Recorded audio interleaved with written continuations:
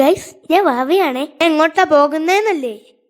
കണ്ടില്ലേ, നീലകുറിഞ്ഞി പൂത്തിട്ടുണ്ടെന്ന്. എന്നാ ഒന്ന് കണ്ടേക്കാന്ന് വിചാരിച്ച് ഇറങ്ങിയതാണേ.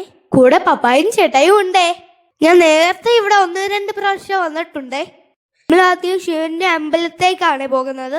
നമ്മൾ ഈ സ്ഥലത്തിൽ എത്താൻ പോകുന്നു ഗൈസ്. ഇവിടെ നോക്കിയ അമ്പലം കാണാവേ. ദേ കാണാം. ഇവിടെ നിന്ന് കാണാൻ നല്ല ഭംഗിയുണ്ടേ. അമ്പലം എത്താറായിട്ടുണ്ട് ഗൈസ്. ഇവിടെ നിന്ന് കാണാൻ നല്ല ഭംഗിയുണ്ട് ഗൈസ്. നിങ്ങൾ ആരെങ്കിലും ഈ അമ്പലത്തിൽ വന്നിട്ടുണ്ടോ? വന്നിട്ടുണ്ടെങ്കിൽ എസിന് ഒന്ന് കമന്റ് ഇട്ടേക്കുന്നേ. നമ്മൾ സ്ഥലത്തിലെത്തിയേ. കുറച്ചാൾക്കാർ ഇവിടെ കാണാൻ വന്നിട്ടുണ്ടെന്ന് തോന്നുന്നു ഗൈസ്. എന്നെ ഇഷ്ടമുള്ളവർ ലൈക്ക് ചെയ്യാൻ മറക്കല്ലേ. അപ്പൊ നമുക്ക് നീലകുറിഞ്ഞി കാണാൻ പോകാല്ലേ. സന്ധ്യ ആയതുകൊണ്ട് എല്ലാവരും തിരിച്ചു പോകാൻ തുടങ്ങി ഗൈസ്. ആ കാണുന്നത് ഇടുക്കി ഡാമാണേ. അയ്യോ, ഇവിടെ നിന്ന് കാണാൻ എന്ത് ഭംഗിയാ. ഇവിടെ നോക്കുമ്പോലേ അവിടെ കുറെ സ്ഥലങ്ങൾ കാണാൻ പറ്റുന്നുണ്ടേ. മലയും മേഘവും പച്ചപ്പും എല്ലാം കാണാവേ.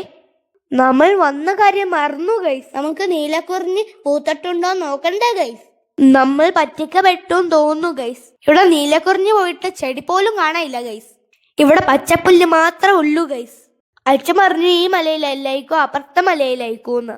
എന്നാൽ ഞങ്ങൾ അപ്പുറത്തെ മലയിലോട്ട് പോകുവാണേ. എൻ്റെ വീഡിയോ ഇഷ്ടപ്പെട്ടവർ ലൈക്കും ഫോളോയും ചെയ്യാൻ മറക്കല്ലേ. വീഡിയോ ഇഷ്ടപ്പെട്ട് കാണുമെന്ന് തോന്നുന്നു. നീലകുറിഞ്ഞിന്റെ വിശേഷങ്ങളായിട്ട് അടുത്ത വീഡിയോയിൽ കാണാം. Bye bye.